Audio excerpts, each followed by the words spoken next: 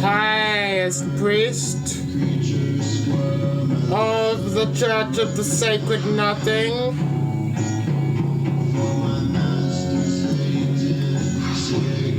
you shout,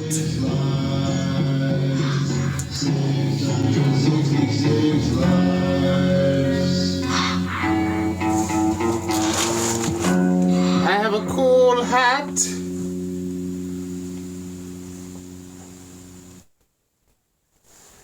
And a cool cat. Welcome to Floor Tours, the only show where I give you a tour of my floor. This, my friend, is a diagram which was made in a very specific situation and doesn't really make any sense. This is a cable to connect a USB-C to a USB-B. This is some very cheap white face paint that makes your skin hurt because I got it from the pound shop and it is bad. It doesn't even stay on your face. I used it once to try and do corpse paint for the video for Fode. The final section in the video for Fode, I'm wearing that.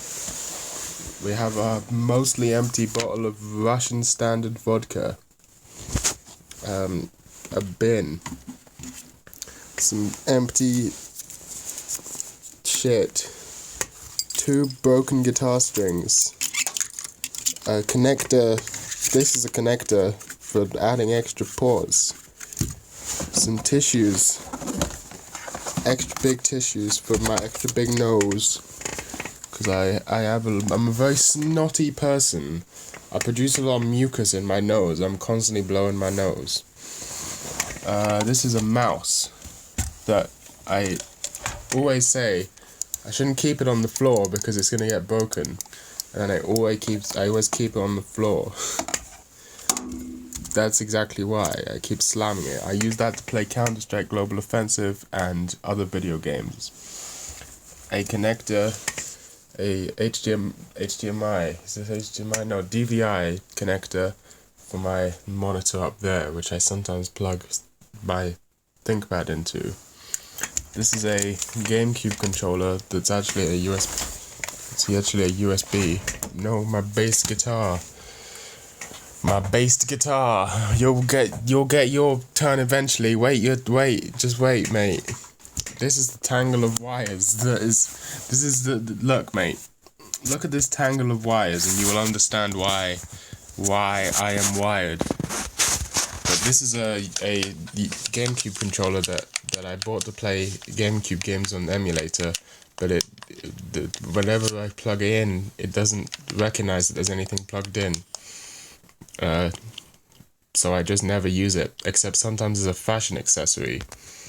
Because it's all a game to me. We have a mostly empty bottle of red wine. This is my drawing tablet that I spent 60 quid on and then barely use. But when I do use it, I'm always glad I have it because it is cool. But it's very small and hard to draw on because it's so small. And for some reason, I always used to have trouble drawing with it. But then recently I tried drawing with it and I found it was really easy, so I don't know why I ever had trouble with it. This is a part of a microphone. This is a cheap microphone I bought on purpose because sometimes you want that cheap microphone lo-fi sound. So this is my cheap microphone for lo-fi sounds. I actually need to use this for something, so I need to charge it because it's like a Bluetooth thing. This is my diagram of time and a bunch of other pieces of paper. This was for me to keep. This is where I keep track of the plot of Horizon in the Middle of Nowhere. That's not a joke, because there's so much to remember when I'm reading the light novels. Although I actually haven't been reading the light novels for a while. This is from the video about what to do in lockdown. This is from the previous Sacred Cow. You all know this. This is also from the previous Sacred Cow. This is a strap for a bass or guitar, which, as you can see, a part of the screw came off, so kind of useless. This is a Raspberry Pi. Yeah, it's a Raspberry Pi. Another mouse. This one's broken, but this one's very old. I've had this for many years. This motherfucker, who I believe is called Reggie Steel, I don't remember. Little Pokemon motherfucker. And a lot of wires. Look at this. This is the state I live in. Just absorb all of these wires. When people are like, oh, you're LARPing as Lane. Do you call this LARPing as Lane? Do you call this LARPing as Lane, or am I actually Lane? Look at this. You think any of this knows anything about what it is?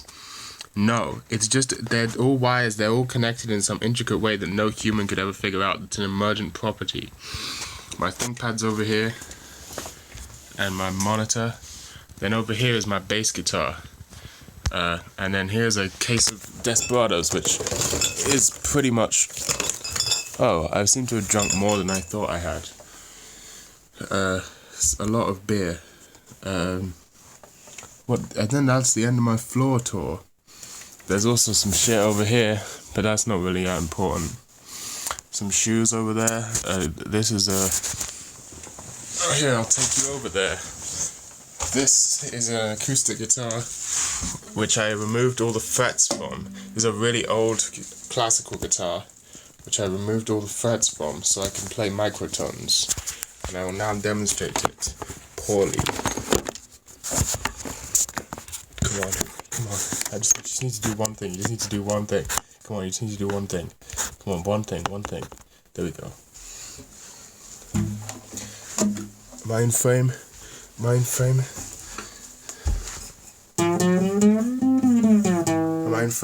frame? I don't know. Am I in frame?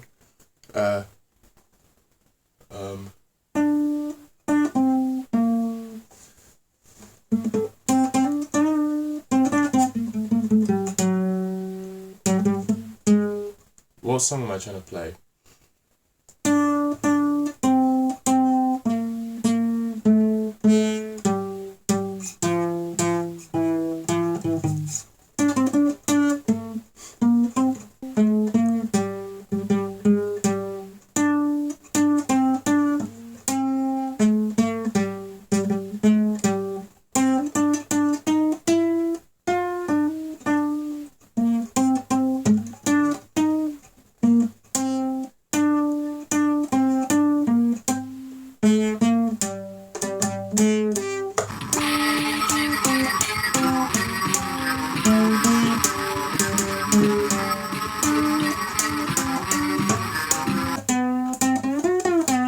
That's called King Gizzard and the Lizard Wizard. King Gizzard and the Lizard Wizard. There's me.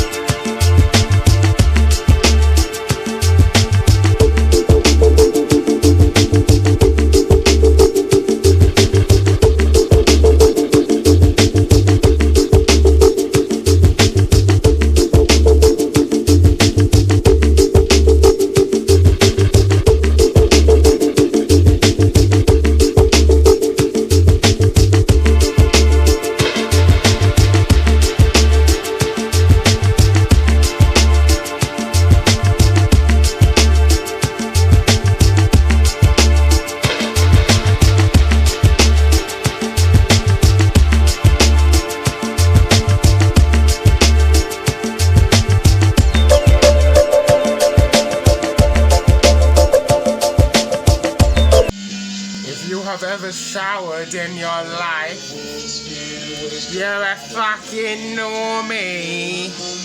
You're a fucking normie. You're a fucking normie.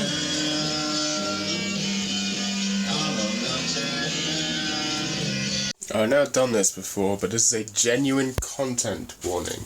If you have hypochondria, don't watch this next section. Skip ahead in the video, because I am about to explain why I live every day of my life in constant terror and fear. Hopefully, maybe someone can understand. Because if you have hypochondria, you know this. You spend your whole life being told you're just paranoid. It's constant shaming at your own thoughts. Because I am paranoid. It is paranoia. But it's true paranoia. It's based on facts. It's the sort of thing that makes you wonder, why isn't everyone paranoid? Because I can't put it out of my mind. And I want to justify it.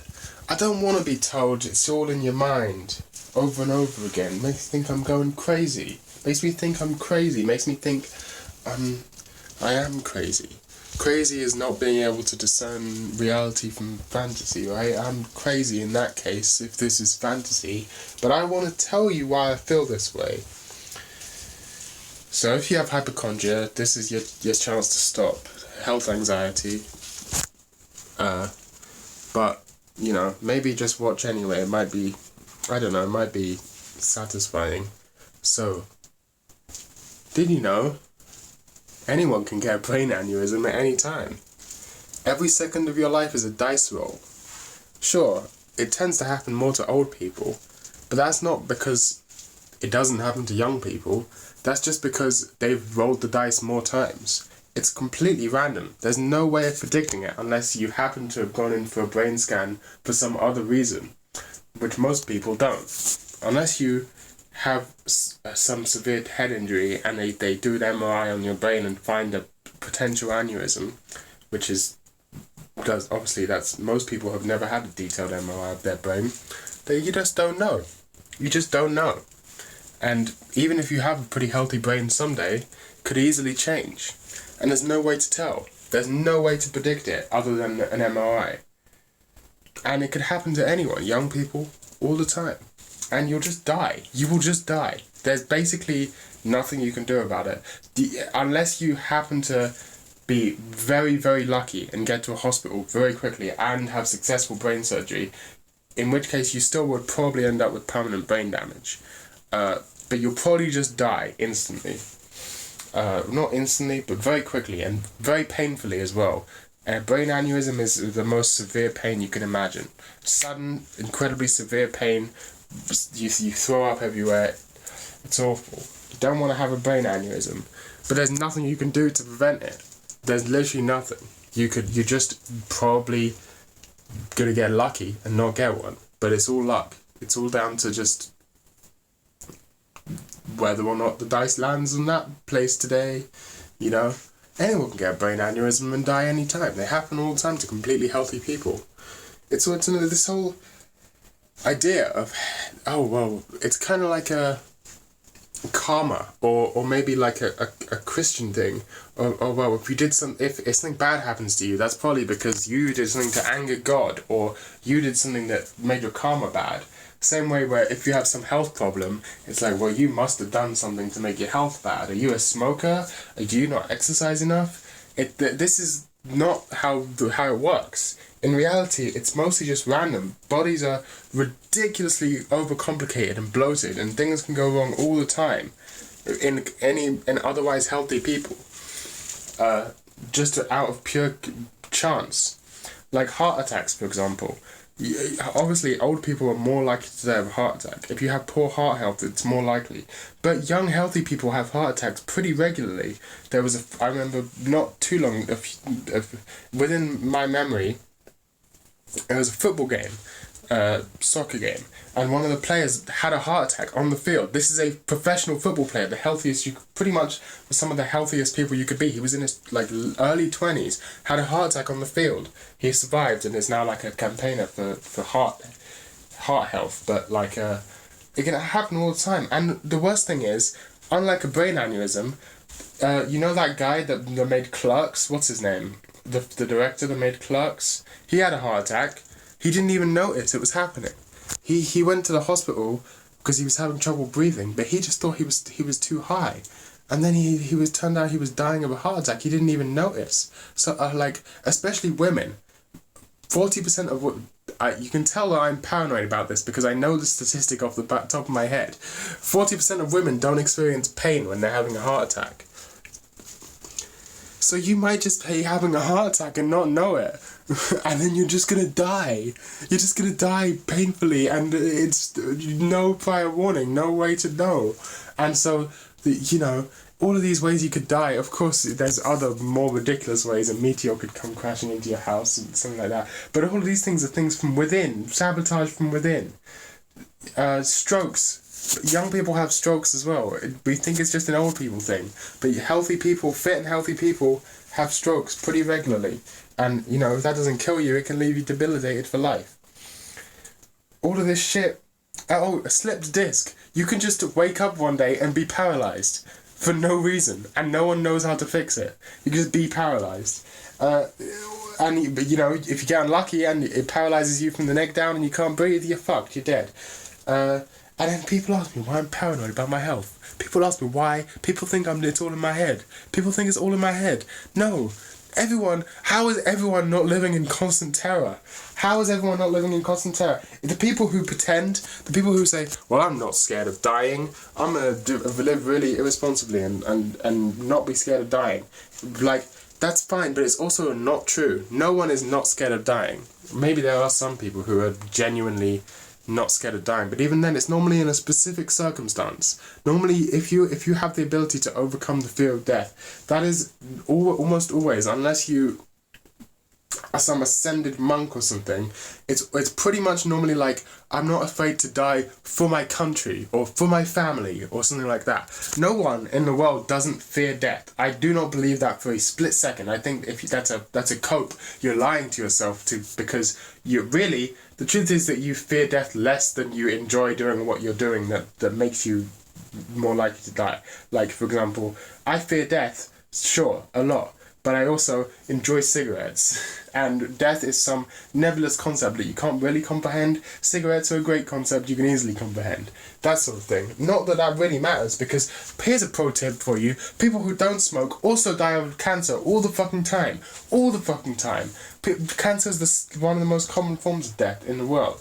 Especially if you're old, right? It doesn't really matter. Oh, you smoke, you die 5 years earlier. What fucking difference does it make?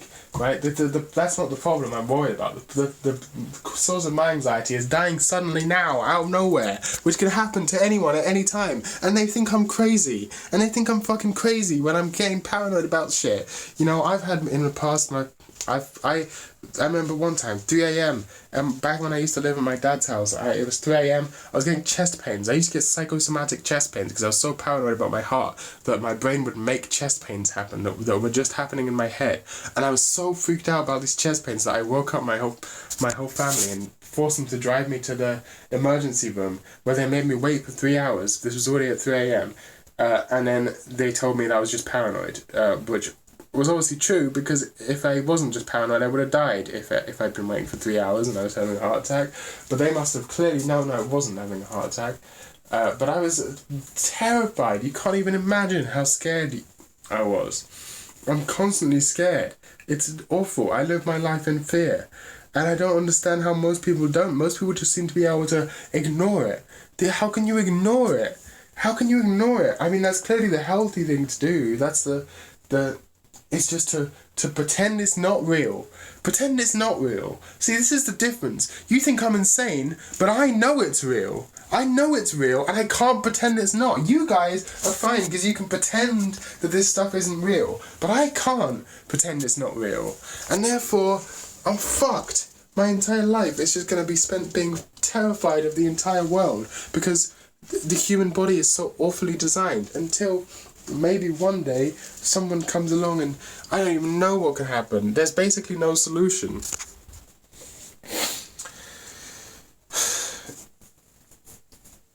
I don't believe in overcoming the fear of death. I mean, sure, like, maybe it can happen. The only times I think it can happen is in specific circumstances, like that what I said before, or perhaps like you're literally on your deathbed dying and you can make peace with death. But I don't think it's possible for a random person to just be like, I don't really care if I die. Because the truth is, you don't care if you die, but when you start dying, you'll start caring. You know, I used to think the same thing, but as soon as you think you're actually gonna die, you suddenly care a lot if you're gonna die. You know, I used to be much more reckless than I am now. I used to do all sorts of reckless behaviors. I don't really want to say that much. Plead the fifth. But I used to do all sorts of reckless behaviors, and I was like, I don't really care if I get injured or die. And then now I have health anxiety. When I was like 15, it started showing up. I started getting health anxiety. Suddenly I'm actually confronted with the fear that I might suddenly die, and I'm like, oh, I actually am terrified of dying like every other human being. And if you pretend you're not, you're lying to yourself, or you've never been in a near-death situation, or you've never convinced yourself that you're in a near-death situation. This is the fucked up thing, is that I have never, as far as I'm aware, actually been close to death, but I have had hundreds of experiences where I was completely convinced I was close to death. My life is hell. I live in hell. This skull that contains my mind, that bit, this prison is called hell. This is called hell, and I live there, and I can't do shit to escape it, and I'm stuck here for all eternity, until I die of a fucking brain aneurysm. So that's why you should be scared all the time. You should live in constant fear. I don't understand how anyone doesn't.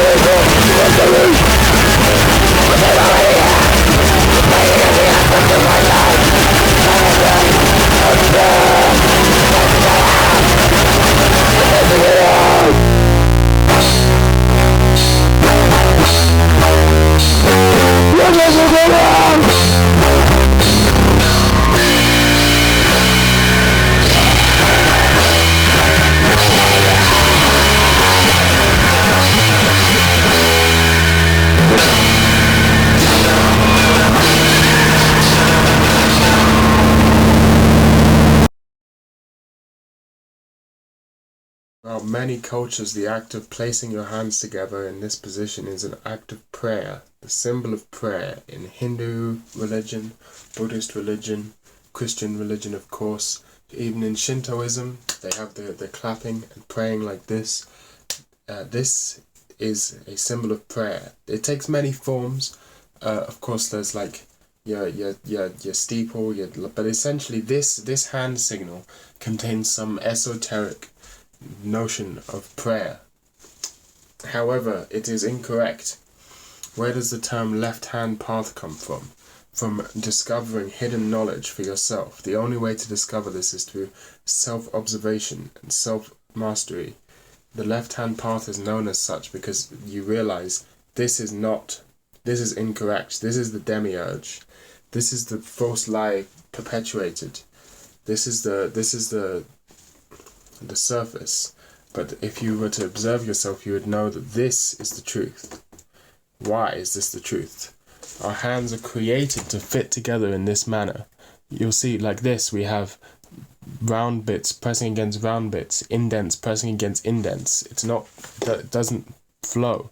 Whereas once you move your left hand up slightly, suddenly your hands fit together perfectly. Look at my palms. They literally interlocked as if they were made to be that way. Your palms interlock as if they're made to fit together perfectly. This bit of your hand fits directly into the indent of this bit. This bit of this hand fits directly into the indent here. And suddenly everything comes together. This is the left-hand path because the left hand is raised. This is why it is known as the left-hand path. This is the hidden knowledge they don't want you to know. And your thumbs can rest like this, and oh my god, would you look at that? Even your thumbs fit together perfectly like a jigsaw piece, almost as if this is the intended way, almost as if this is the way hands were created by some sort of, on purpose, by some intelligent design. And they were designed to fit like this as an esoteric gesture, and yet thousands, millions, billions of people pray like this every day, under some notion that symmetry. No, the left-hand path takes the road less traveled, takes the correct path, takes the correct journey. This is the correct journey. This is how prayer should be had. This is how prayer should be had. If you pray like this, you are on the first step to your journey. My body is currently autophaging. Fat is being consumed from within myself and directed into nutrients, electrifying my brain, allowing me to reach alternate consciousnesses and see what was previously hidden.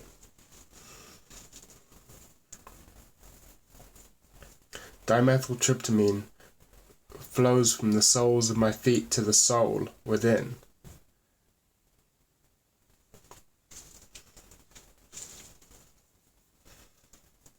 I suddenly, hermetic wisdom, which I previously was unaware of, I can read it, and it sinks in to a deeper consciousness.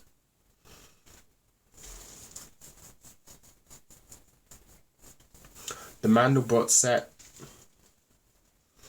surrounds me. Where do I go from here? Where do I go from here? If you're going insane in your room for long enough, eventually you stop going insane in your room, and now you are insane in your room. You stop going insane and you start having gone insane in your room. You know, that's the genre. People say it's the genre. Going insane in your room, losing your mind in a room full of naked anime girls. Genre. But what happens once you've gone insane? Where do you go from there? Well, I'll tell you the answer. You go out sane. Insanity, right? You go insanity, and then you go out the other side of sanity. And once you've gone all the way through sanity, you will have transcended. You will have transcended through human consciousness, experienced it. And this is the hard part. Going insane is the easy part. Anyone can. I've seen loads of people go insane. Loads of people go insane. That's just an average fucking Wednesday evening going insane. I'm trying to go out sane. That's the hard part. Going out sane. If you can manage to go out sane, then that's the truth. That's the truth. What do I mean? What do I mean by any of this? What does any of this mean? Going out sane now, boys. I'm going out sane. And there's nothing you can do to stop me. You know, the incels are right about the couple millimeters of bone thing.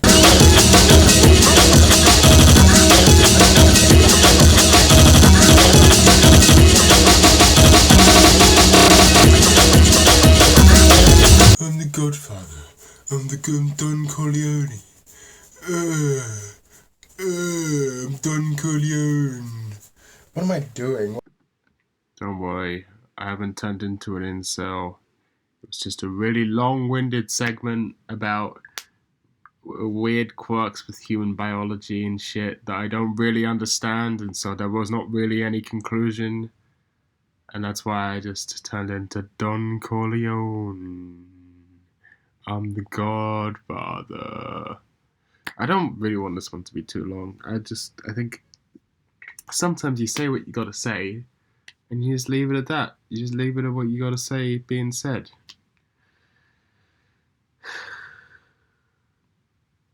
Boy, you ain't ready for the next episode, though. You ain't ready for the next episode. I got themes to talk about. This is only episode 3. We got.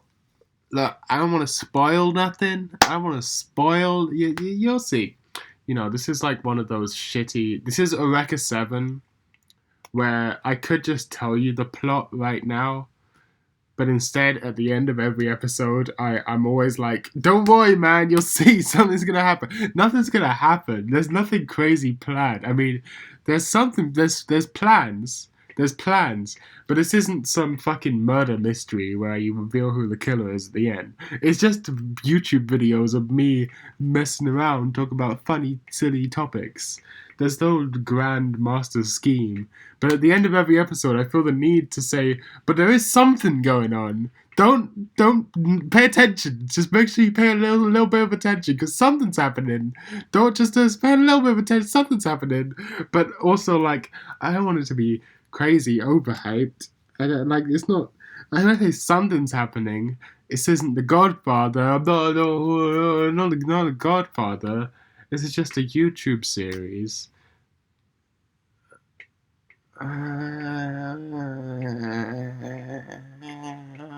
You know,